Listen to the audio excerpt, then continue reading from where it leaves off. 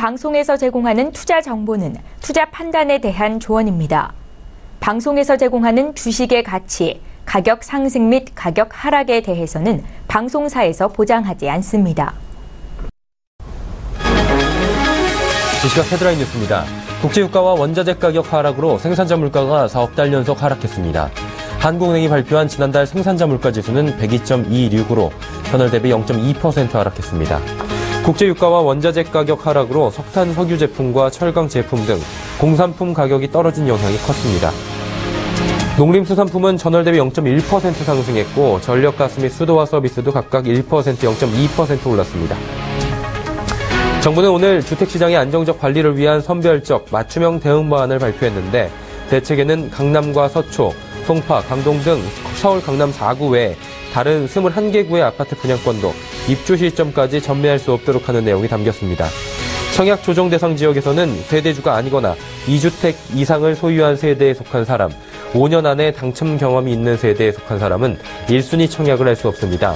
정부는 이와 함께 청약 조정 대상 지역의 주택담보 인정 비율 LTV와 총부채 상환 비율 DTI를 각각 70%에서 60%, 또 60%에서 50%로 강화하고 청약 조정 대상 지역의 재건축 조합원이 분양받을 수 있는 주택 수를 원칙적으로 한 채로 제한하기로 했습니다. 코스피 사상 최고치 행진에 힘입어 우리나라의 상장 주식 시가총액이 전 세계 증권거래소 가운데 14위를 기록했습니다. 이는 지난해 말보다 한 계단 상승한 것으로 올해 한국의 시총 증가율은 세계 3위를 기록했습니다. 한국거래소는 지난 5월 말 기준 코스피와 코스닥의 시가총액이 모두 1조 5,400억 달러로 지난해 말 기준 1조 2,800억 달러보다 21% 늘었다고 밝혔습니다. 전 세계 시총 가운데 한국거래소가 차지하는 비율은 2.2%로 집계됐습니다. 관세청은 일자리 창출 기업의 관세조사 유예 요건을 종전 매출 대비 수출 비중 50%에서 20%로 전년 대비 일자리 창출 비율을 4%에서 10%에서 2%에서 4%로 낮춘다고 밝혔습니다. 관세청은 일자리 창출 기업 요건을 완화한 것은 새 정부의 최우선 국정과제인 일자리 창출 대책을 뒷받침하기 위해서라고 설명했습니다. 관세청은 지난 2013년부터 매년 일정 요건을 만족하는 기업을 12개 대상으로 관세 조사를 유예하고 있습니다.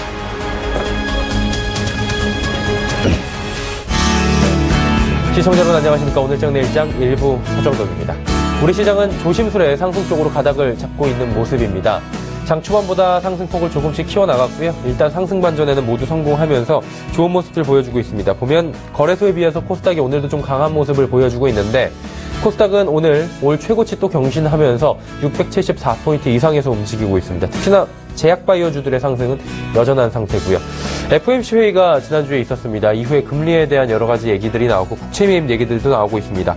이번 주에는 중국 MSCI 지수 편입에 관련된 이슈들도 있고 여러 가지 또 앞으로 남은 굵직한 이벤트들도 남아있는데 그러다 보니 거래소 대비해서 그간 가지 못했던 코스닥이 잘 가고 있는 것이 아니냐라는 조심스러운 예측들이 나오고 있습니다. 하지만 거래소도 잘 달립니다. IT 관련주들 비롯해서 전체적으로 좋은데요. 특히나 대형 IT 주들 삼성전자, SK하이닉스 잘 달리는데 SK하이닉스는 오늘 또 52주 신고가 경신하면서 지수 상승에 나서고 있는 모습입니다. 지수 그리고 오르는 종목만 놓고 보면 나쁘지 않은 우리 시장인 것 같습니다.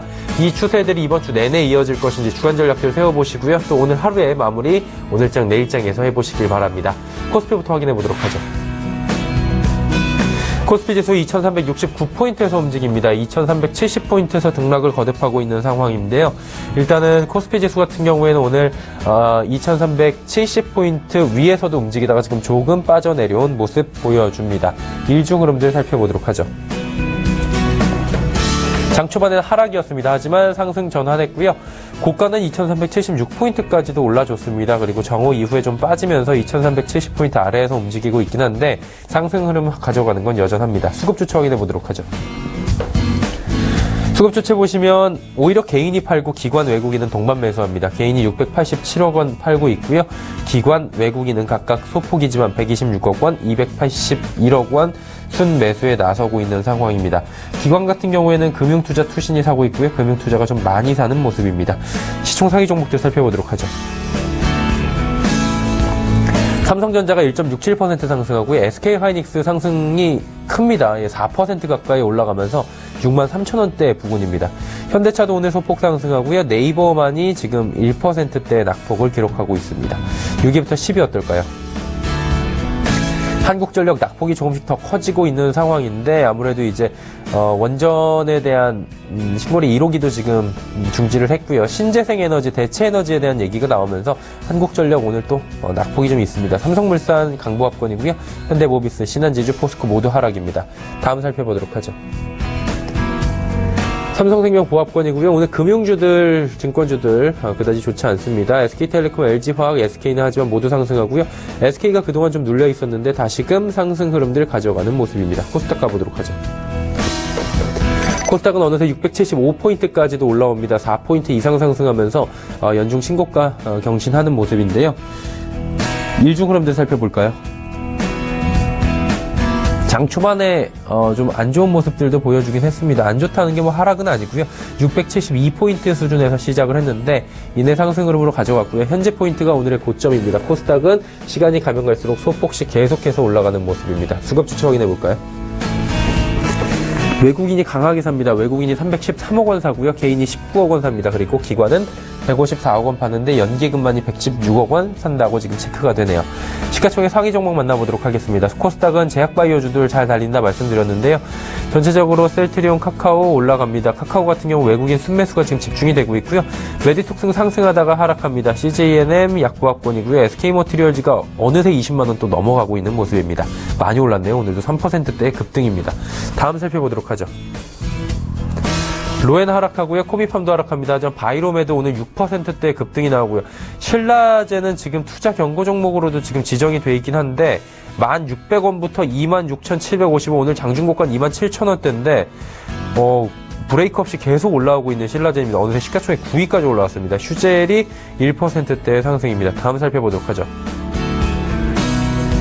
컴투스 0.66% 하락하고요. GS홈쇼핑 상승합니다. 파라다이스 코오롱생명과학 하락하고 원익 IPS가 1%대 상승 가져갑니다. 자, 원달러 환율 살펴보도록 하죠.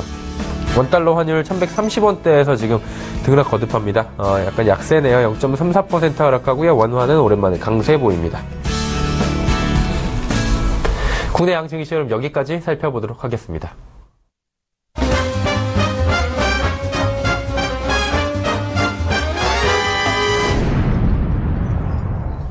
오늘장 이슈들 살펴보도록 하겠습니다.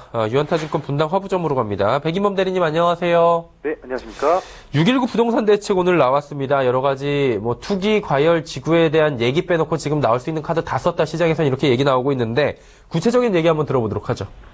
네, 일단 아무래도 오늘 정부는 오전에 부동산 대책 발표를 했습니다. 일단 포인트는 투기 억제와 실수요자 보호였습니다. 일단 금일 관련 뉴스가 많이 쏟아져 나오는 와중에 정리를 하자면 획일적인 규제가 아닌 맞춤형 규제다라고 볼 수가 있겠는데요. 일단 전국적인 규제라기보다는 서울 전 지역의 전매를 제한한 점, 그리고 전국 규모로 봤을 때는 전국 조정 대상 지역의 LTV와 DTI 비율을 각 10%씩 강화한 점이 꼽히고 있습니다. 일단 특히 금융 규제 쪽은 당초 예상보다 강화된 점, 그리고 서울 전 지역으로 전매가 제한된 점은 예상보다 강한 조치이긴 했는데요. 일단 우선 이 같은 조치를 통해서 과열 지역의 투기 수요 차단 효과와 분양가 조절이 예상된다라고 볼 수가 있겠습니다. 일단 그리고 조금 더 관련 대책들을 좀 살펴보자면 투기 억제와 실수요자 보호 의지 역시 드러난 점이 좀 눈에 띄는데요. 일단 연소득 6천만 원 부부 합산 이하거나 주택 가격 5억 원 이하 등 일정 조건을 갖추면 기존 대출 규제를 적용받는 점 등을 본다면 이번 규제안은 서울 강남 3구 및 재건축 등으로 투기 조짐이 이미 일어났거나 가격 상승이 진행 중인 지역을 겨냥한 점을 알 수가 있겠습니다. 일단 앞서 말씀드렸다시피 이러한 규제안이 주식시장에 어떠한 식으로 영향을 미치느냐라는 것에 일단 관심이 좀 기울일 수밖에 없을 것 같은데요.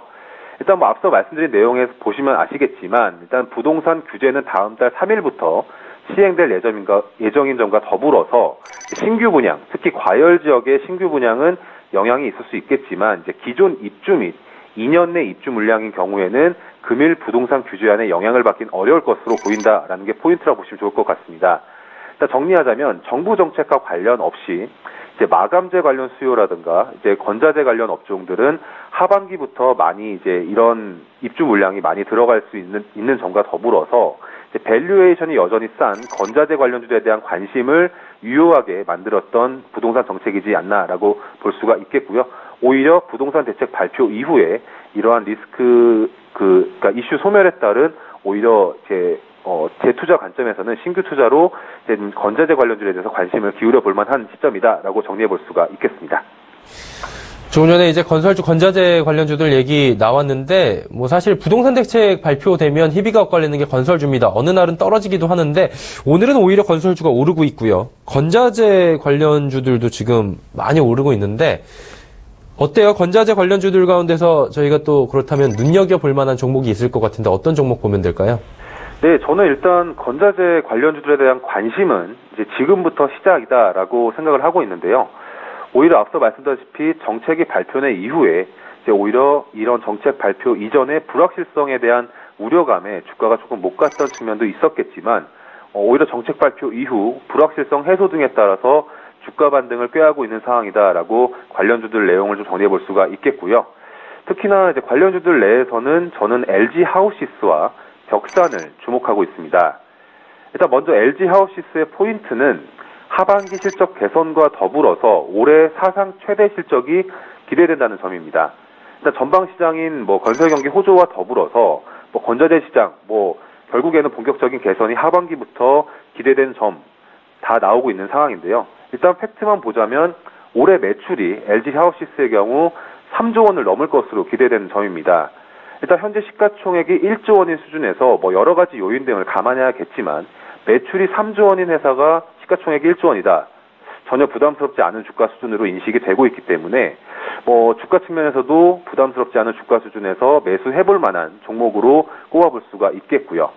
그리고 두 번째로 벽산 역시 이제 그간 코스피 200 제외에 따른 인덱스 매도 물량 출회 등으로 최근까지 주가 약세를 거듭하였지만 일단 지난주를 기점으로 인덱스 매도 물량 출회는 종료된 것으로 파악이 되고 있고요. 그리고 석고보드 관련 불확실성 이슈 역시 마무리되어가는 양상입니다. 그리고 도리어 정부 정책에 있어서 앞서 6.19 부동산 대책과는 별개로 향후 공공임대주택 그리고 도시재생사업 등의 정부의 공약 실행 시에 건자재 공급 부족이 심화될 것으로 보여지고 있어서 벽산의 수혜가 도리어 점쳐진다라고 볼 수가 있겠습니다. 그리고 특히 벽산의 경우에는 친환경 건자재의 수요가 증대되는 와중에서 수혜되는 종목으로도 꼽히고 있기 때문에 오히려 정부 정책 수혜가 기대되는 종목이다라고 볼 수가 있겠습니다. 자, 그렇다면 시장 전략 앞으로 어떻게 가져가는 게 좋을지 이 부분도 분명히 중요할 것 같은데요. 어떤 방향성을 가져볼까요? 네, 우선 금요일 시장 전반적으로 지수 안착 테스트하는 시장이 될 것이다라고 전망을 했지만 이제 SK 하이닉스를 필두로 IT 관련주들 상승 나오고 있고요. 시장 전반적으로 IT 관련주들 움직임 양호한 가운데 유가 하락, 성수기 효과 등에 따른 항공주 강세 등 역시 좀 나오고 있는 상황입니다. 그러니까 말 그대로 종목별로 차별 강세가 지속이 되고 있는 상황인데 간략히 정리하자면 시장은 2분기 실적 시즌을 앞두고 실적 상향과 더불어서 하반기 실적이 증가할 수 있는 업종과 종목에 매수세가 몰리는 상황으로 인식이 되고 있습니다. 따라서 내일 시장 전략 어떻게 세워보실까라고 고민해본 결과 일단 내일 시장 공략해볼 만한 종목들은 금일 상승이 나온 종목 가운데 추려보시는 것이 맞겠다라고 판단을 하고 있습니다. 일단 종목 유형은 두 가지 유형입니다. 일단 지금 현재 상승 추세를 따라가느냐 아니면 바닥에서 턴어라운드 종목을 볼 것이냐라는 문제로 볼 수가 있겠는데요. 일단 상승 추세에 따라가는 유형으로는 SK 하이닉스를 예로 보시면 좋을 듯 하고요.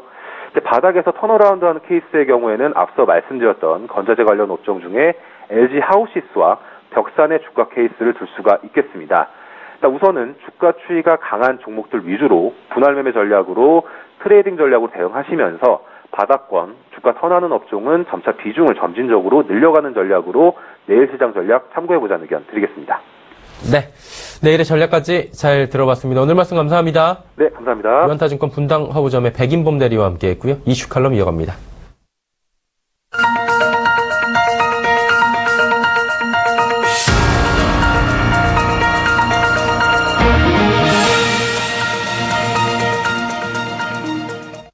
마켓 리더들과 함께하는 시간 이슈 칼럼 시간입니다. 오늘은 미중산업경제연구소 조용찬 소장과 함께합니다. 소장님 안녕하세요. 예, 안녕하십니까. 지난주를 되돌이켜보면 FOMC 회의가 있었고요. 금리 인상을 했습니다. 그러다 보니까 달러 강세를 보이고 있는데 국채 수익률 상품 선물 지수는 하락하는 일종의 포지션 조정이 일어난 것 같습니다. 실제 보유 자산을 줄이기 시작한다고 하는데 장기 금리가 그러면 올라가잖아요. 어느 정도까지 올라갈지 이 부분도 시장에서 주목하고 있던데 장기 금리 상승률 어느 정도까지 보십니까? 네, 아직 그 보유자산 축소와 관련된 세부적인 실시 시기를 밝힌 것은 아니지만요. 뉴욕 연방은행이 앙케이트 조사한 바에 따르면 시장에서는 2019년 말까지는 보유자산을 3조 5천억 달러 정도 수준까지 줄일 것으로 전망하는 데가 가장 많았고요. 또 2025년 말까지는 한 3조 달러 수준까지 줄일 것으로 보고 있습니다. 하지만 보유자산 축소가 이렇게 완만하게 진행되고 있긴 하지만 금융이나 외환, 상품 시장이 벌써 요동치는 것은 명목금리가 실질금리뿐만 아니라 기대 인플레이션에 더해서 일어나게 되고요. 또한 FRB가 미국 국채 보유자산의 감소와 관련된 영향을 같이 선반영하고 있기 때문에 그렇습니다. FRB가 보유자산을 1조 5천억 달러 정도를 줄인다고 가정을 했을 경우에 미국 금리는 산술적으로 0.83%포인트 정도 끌어올리는 효과가 주게 되는데요. 이 때문에 미국의 잠재 성장률이 1%대 후반입니다. 여기에 기대 인플레이션이 2%, 그리고 리스크 프리미엄을 고려한 적정 국채 수익률은 3% 후반이나 4%가 적정하기 때문에 이 수준까지는 단기간에 급등할 가능성이 높은데요. 만약에 본격적으로 보유자산 축소가 시작된다면 국채 수익률 같은 경우는 일시적으로 4%대까지 급등할 수는 있을 거로 보여집니다. 특히 금리 인상과 보유자산을 동시에 진행한다면 금융 긴축 속도가 배가 될 수가 있기 때문에 금리 상승기에는 아무래도 단기물에 대한 수요가 급증할 수가 있고요. 이는 다른 금융시장뿐만 아니라 상품 시장에도 파급력이 커질 수가 있기 때문에 본격적으로 보유 채권을 줄이는 단계에 들어선다면 주시장의 충격은 아무래도 피해가기는 어려울 것으로 보여집니다. 말씀해 주신 대로 금리가 상승하고 좀 가파르게 올라가다 보면 주식시장의 밸류에이션 조정도 분명히 있을 것 같은데 이 부분 어떻게 보십니까? 네, FRB 같은 경우는 보유자산 규모와 주가 관계를 보면은요, 양적 완화가 중단됐던 세 차례 모두 주가가 어김없이 큰 폭의 하락을 보여왔는데요. 1차, 2차 양적 완화가 중단됐던 2개월 동안은 주가가 무려 15%나 하락을 했었습니다. 3차 양적 완화가 종료된 2014년 10월 이후부터는 줄곧 6에서 7%의 거친 주가 조정을 보여왔는데요.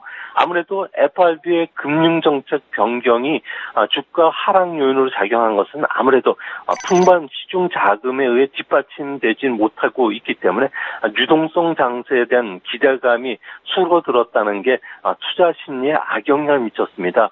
통상 주가는 금리와 정의 상관관계를 보이고요. 또 10년물 국채 수익률과 S&P 500 지수의 주가 수익 비율을 보면 분명히 역의 상관관계를 갖습니다. 이 때문에 미국이 금리 정상화에 들어가서 10년물 국채 수익률이 현재 2.1%에서 3%로 상승을 한다면은 현재 주가 수익 비율이 S&P 기준으로 18.4배인데요. 2014년 이후 평균 수준이 16배 전후로 떨어지게 된다고 봤을 경우에는 S&P 500 지수는 한 10% 정도 급락하게 됩니다. 만약에 과거처럼 국제 수익률 평균 수준이 5%까지 급등한다면은 주가 수익 비율은 14배 정도로 낮아지게 되고요. 이렇게 되면 주가는 20% 전후 폭락할 수도 있는 상황입니다. 1980년대 중반 이후에 S&P 500 기준으로 해서 평균 주가 수익 비율이 15배인 점을 고려해 본다면 중장기적으로 금리 상승기에는 주가 조정은 좀 피하기는 어려울 것으로 보여집니다. 일단은 주가 조정도 분명히 있을 수 있는데 그 부분 체크해야 될 것 같고요. 결국에 금리 인상, 보유자산 축소로 이어지게 되면 결국에는 자금 흐름이 역류할 것이다. 위험의 경고가 좀 있는 것 같은데 어떻게 보십니까? 이 위험도에 대해서는? 네, 미 연준이 금리 인상과 더불어 보유자산을 축소하기 시작한다면 가계라든지 기업 같은 경우에는 실무 투자도 줄이게 될 거고요.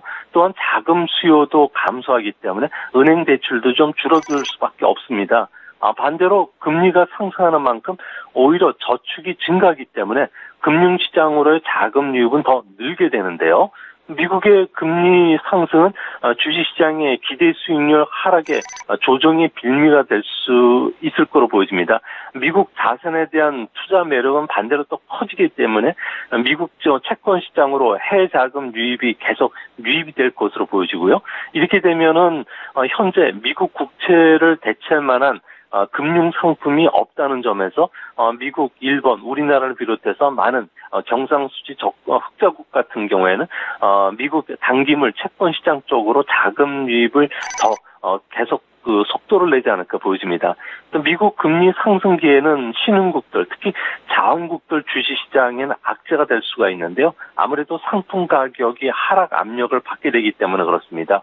원유 가격을 비롯해서 또 대부분의 상품 가격은 달러로 거래되는 만큼 아무래도 비싸질 수밖에 없게 되는데요. 이 때문에 1배럴에 $40 후반으로 원유 가격은 아무래도 그 고점이 형성되지 않을까 생각이 됩니다. 네. 이제 한번 중국 쪽으로 눈을 돌려서 여쭤보도록 하겠습니다. IMF 같은 경우에 중국 경제 성장률 전망치를 상향 조정했네요. 6.7%로. 그동안 좀 중국에 대해서 부정적인 얘기들 많이 나오고 우려 섞인 목소리 많았는데 낙관적으로 보는 것 같아요. IMF가 이유가 있습니까? 네, IMF 같은 경우에는 그 4월 달에 중국에 대한 성장률 전망치는 6.5에서 6.6으로 상향시킨 이후에 이번에도 6.7%로 끌어올렸는데요. 지금 중국 경제를 낙관적으로 전망하는 것은 아무래도 그 확장적인 신용 대출이 인프라 투자를 비롯해서 각종 1대1로 사업 같은 정책 지원 효과가 좀 뚜렷하게 나타나고 있기 때문에 그렇습니다.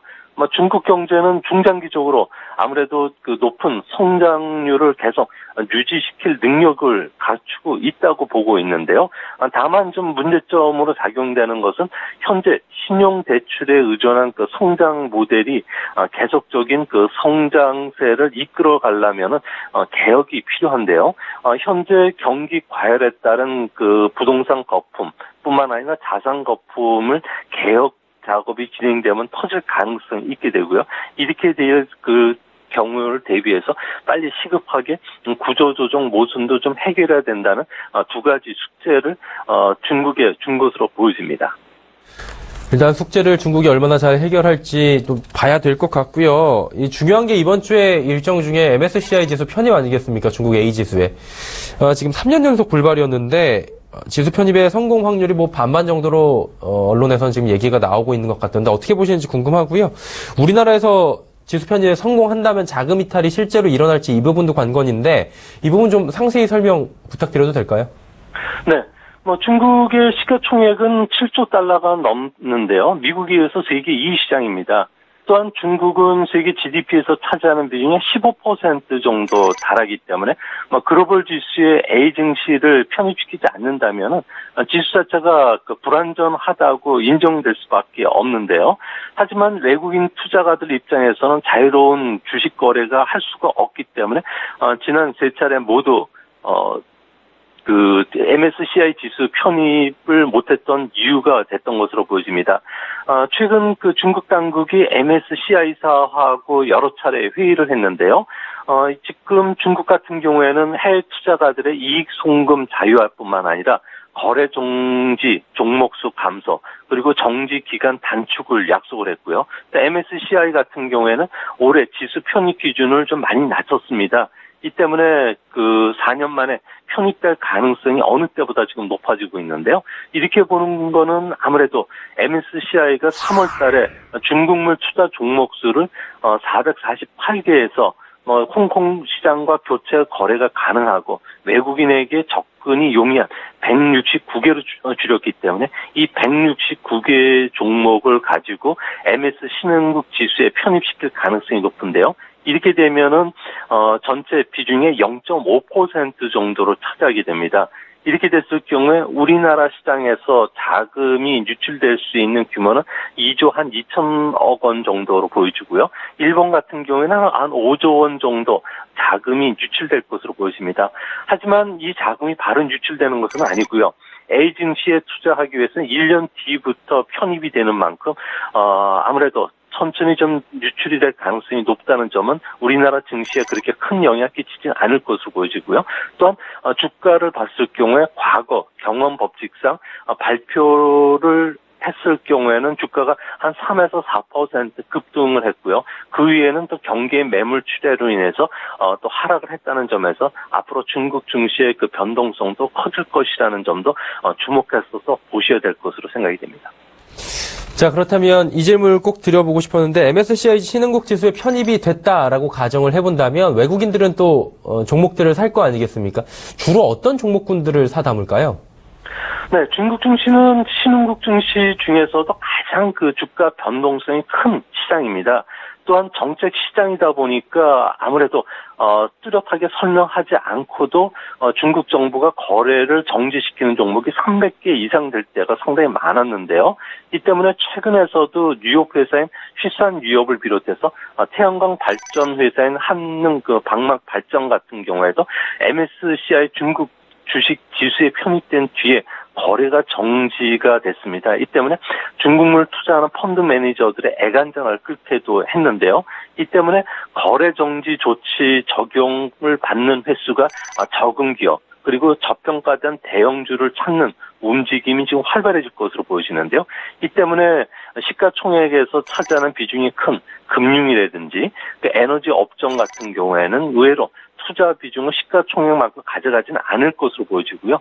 대신 일반 소비재라든지 주요 소비재, 부동산 쪽에 투자를 늘릴 것으로 보여지는데요. 대표적으로 식품회사인 1위, 또 구이저 마오타이, 그리고 양어를 비롯해서 가전회사인 커리전기, 메이더그룹, 그리고 공공서비스 회사인 상하이 공항 쪽에 투자와 관련된 문의가 상당히 늘어나고 있다는 정보가 들어오고 있습니다. 네, 알겠습니다. MSCI 신흥국 지수에 편입될 경우에 어떤 종목들이 또 유망한지 그 이야기까지 정리하도록 하겠습니다. 미중산업경제연구소 조용찬 소장과 함께했습니다. 감사합니다. 예, 감사합니다.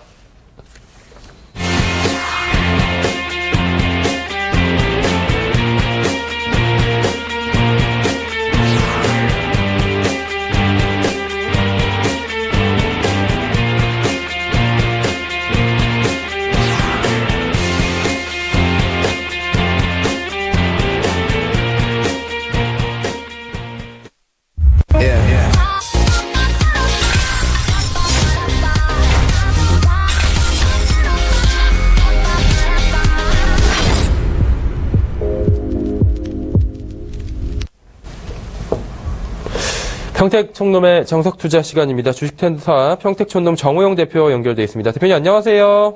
네, 안녕하세요. 예. 지금 장 마감까지 1시간 정도 앞두고 있는데요. 오늘 시장 상황부터 짚어주시죠. 네, 오늘은 좀 시간이 짧으니까 제가 좀 시황을 짧게 말씀드리겠습니다. 조정을 받아야 될 시점인데 아직 조정을 안 받고 있어요. 그래서 제가 금요일에 그런 말씀드렸거든요. 가격 조정이면 최상이고요. 기간 조정이면 최악이다 이렇게 말씀드렸습니다. 아직까지는 최고점을 돌파하지 않았기 때문에 다시 간다 이렇게 말씀드릴 수는 없지만 어쨌든 21선 이탈을 목전에 뒀다가 3일 연속으로 현재 좀 혼조세라고 볼 수 있어요. 그래서 제가 볼 때는 그렇습니다. 아직까지는 방향성이 확실하지는 않는데 계속해서 말씀드렸다시피 조정받을 가능성이 여전히 높다 이렇게 볼 수가 있겠고요. 오늘 수급 동향으로 본다 그러면 어쩔 수 없어요. 외국인들이 크진 않지만 어쨌든 코스피에서 순매수해주고 있고요. 그리고 선물에서 순매수가 가장 이제 특징적입니다. 그래서 지금 현재 제가 보는 관점에서는 오늘은 그냥 이 정도 선에서 그냥 대충 마무리되지 않을까 이렇게 보고 있습니다. 자, 이 정도에서 마무리될 것 같다. 일단은 조정이 나올 수 있는 확률이 많은 장이다 이렇게 말씀해 주셨는데 그렇다면 오늘 그 시장에서 업종, 테마 좀 관심 가는 쪽 있으십니까? 네. 먼저 업종 말씀드릴게요. 네네. 오늘 이제 섬유오복이 좀 강한데, 섬유오복 중에서는 한세시럽 정도 강한데, 이건 일종의 순환매라고 볼 수 있습니다. 그러니까 소외 업종이 순환되는 그런 양상이다 이렇게 볼 수 있어요. 그래서 원래 섬유오복, 음식료품, 종이목재 이런 것들이 이제 가끔 순환매를 했는데 오늘 이쪽에서 이제 올라온다고 하는 것은 뭐냐면 그만큼 주도적인 업종에 이제 좀 부담스럽기 때문에 이제 골고루 좀 순환된다 이렇게 볼 수 있습니다. 그리고 이제 투자자분들이 가장 좋아하시는 게 테마주입니다. 근데 오늘 대체에너지 관련주가 전반적으로 좋습니다.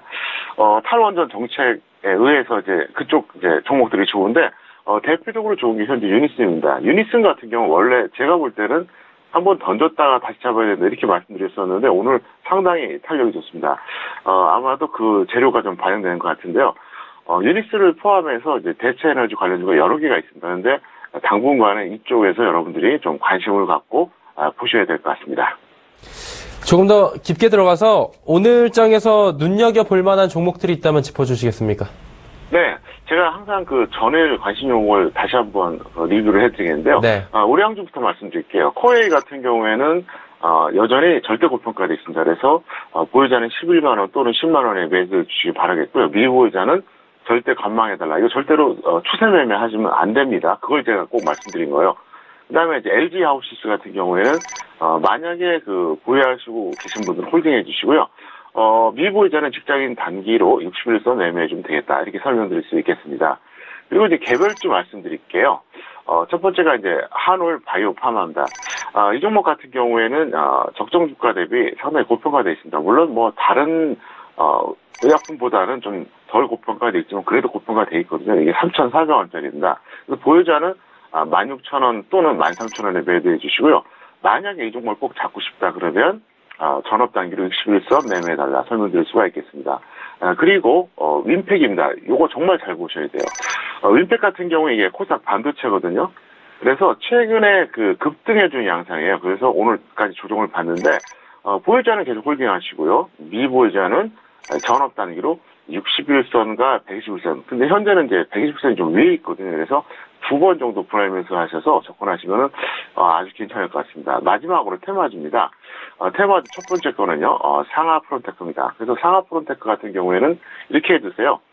역시 이제 보유자 홀딩 해주시고요. 추세가 아주 좋습니다. 미보유자는 전업 단기로 21선 매매해달라 설명드릴 수 있겠고요.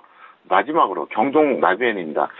경동 나비엔 같은 경우에는 아주 매력적이에요. 여러 가지로 봤을 때. 물론 이제 적정 주가 대비는 좀 약간 고평가되는데 그건 좀 무시하셔도 될 정도 가격입니다. 그래서 보유자는 홀딩하시고요. 미보유자는 전업 단기로 61선 매매해 주시면 되겠습니다. 그래서 전업 투자자의 경우에는 오늘 말씀드렸던 종목 중에서 윈팩, 상하 프론테크, 경동 나비엔 이렇게 좀 더 집중해서 보시기 바라겠고요. 직장인들은 LG 하우시스 이 정도면 될 것 같습니다. 네, 그러면은 오늘 장 마감까지 지금 한 58분 남았는데 어떤 투자 전략으로 대응하는 게 좋을지 부탁드립니다. 네, 선물 같은 경우 먼저 말씀드릴게요. 만약에 내일이든 모레든 선물 최고점 돌파가 되면 매도 물량은 그냥 손절해 주시고요. 그게 아니면 추세적으로 좀 홀딩해 달라 이렇게 말씀드릴 수 있겠고요. 현물 같은 경우에는 지금 뭐 특별하게 뭐 큰 문제가 없어요. 지수가 뭐 하루에 뭐 50포인트 이상 폭락하지 않는 한 종목 장세는 나올 겁니다. 그래서 여러분들이 지금 둘 중에 하나 선택하셔야 되거든요.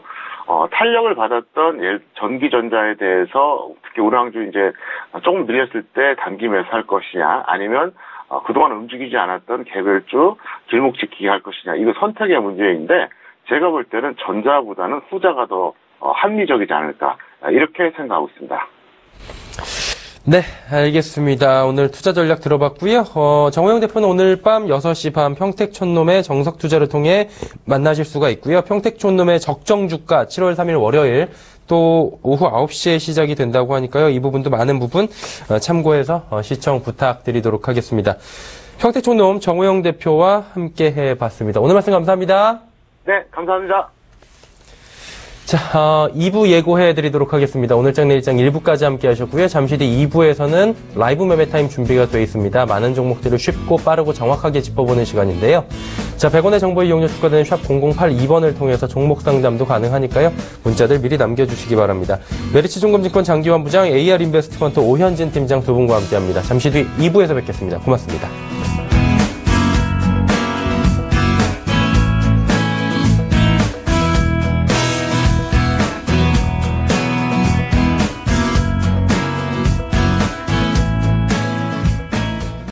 본 방송에서 제공하는 투자 정보는 투자 판단에 대한 조언입니다. 방송에서 제공하는 주식의 가치, 가격 상승 및 가격 하락에 대해서는 방송사에서 보장하지 않습니다.